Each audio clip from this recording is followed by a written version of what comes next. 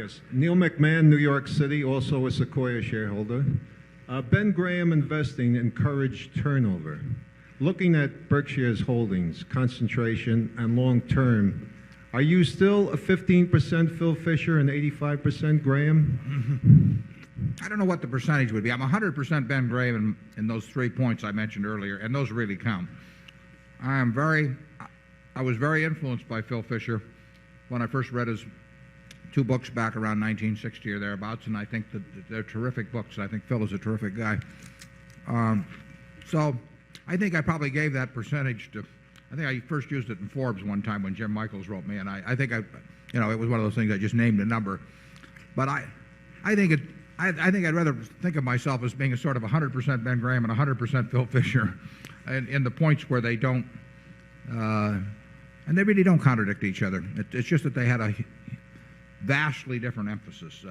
Ben would not have disagreed with the proposition that if you can find a business with a high rate of return on capital that can keep using more capital on that's the best business in the world.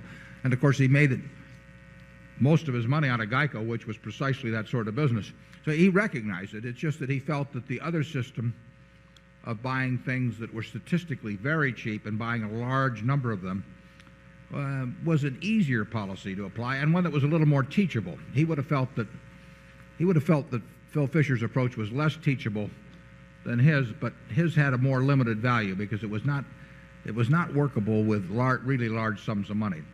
At Graham Newman Corp was a closed-end fund. It was technically an open-end fund, but it had $6 million of net worth, and Newman and Graham, the partnership that was affiliated with it, had $6 million. So you had a total pool of $12 million.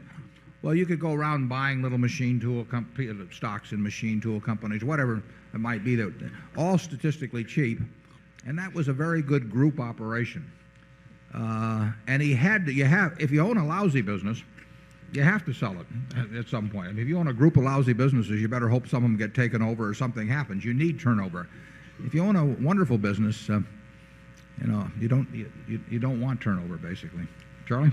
What was interesting to me about the Phil Fisher businesses is that a very great many of them didn't last as wonderful businesses. One of his businesses was Title Insurance and Trust Company, which dominated the state of California. It had the biggest title plant, which was maintained by hand, and it had great fiscal solvency and integrity and so forth. It just dominated a lucrative field. And along came the computer. And now you could create for a few $1 million a title plant and keep it up without an army of clerks. And pretty soon we had 20 different title companies, and they would go to great big customers like big lenders and big real estate brokers and pay them outlandish commissions by the standards of yore, and bid away huge blocks of business. And in due course, in the state of California, the aggregate earnings of all the title insurance companies combined went below zero, starting with a virtual monopoly. So what looked like a monopoly. Very few companies are so safe that you can just look ahead 20 years. And technology is sometimes your friend and it's sometimes your bitter enemy. If Title Insurance and Trust Company had been smart, they would have looked on that computer, which they saw as a cost reducer, as one of the worst curses that ever came to man. It probably takes more business experience and insights to some degree to apply Phil Fisher's approach than it does Graham's approach. The only problem is you may be shut out of doing anything for a long time with Ben's approach, and you may have a lot of difficulty in doing it with big money. But if you strictly applied, for example, his working capital test as security, it will work. It just may not work on a very big scale, and there may be periods when you're not doing much.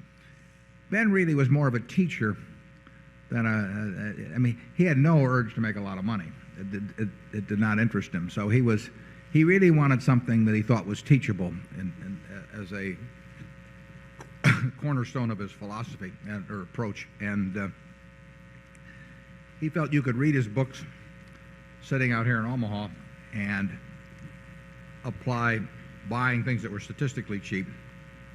And you didn't have to have any special insights about business or consumer behavior or anything of the sort.